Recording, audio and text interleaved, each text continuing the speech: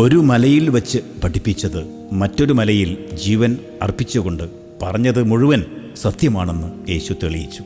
മാപ്പ് കൊടുത്തുകൊണ്ടും മാപ്പ് കൊടുക്കുവാൻ പ്രാർത്ഥിച്ചുകൊണ്ടുമാണ് യേശു അത് പൂർത്തീകരിച്ചത്. മാപ്പർഹിക്കാത്ത ഒരു കുറ്റവും ആരും ഒരിക്കലും ചെയ്തിട്ടില്ല. തിരുത്താനും പരിഹാരം ചെയ്യാനും മനസ്സുണ്ടായാൽ മതി. ക്ഷമ ചോദിച്ചാൽ ഇനി ആവർത്തിക്കില്ല എന്ന് ആണയിട്ടാൽ ക്ഷമിക്കുക മാനുഷികമായ നന്മയാണ്. എന്നാൽ ക്ഷമ ചോദിക്കാതെ തന്നെ ക്ഷമിക്കുവാൻ കഴിയുന്നത് ദൈവിക പുണ്യമാണ്. കാരണം അവർ ചെയ്യുന്നത് എന്താണെന്ന് അവർ അറിയുന്നില്ല. അപ്പോഴാണ് ദൈവത്തിൻ്റെ മുഖം ശത്രുക്കൾക്കും തിരിച്ചറിയാൻ കഴിയുന്നത്. മാപ്പ് കൊടുക്കുക എന്നാൽ ജീവിതം വിശാലമാക്കുക എന്നാണ് അർത്ഥം. എല്ലാ ആരാധനയും ആരംഭിക്കേണ്ടത് ഈ അനുഭവത്തിലാണ്.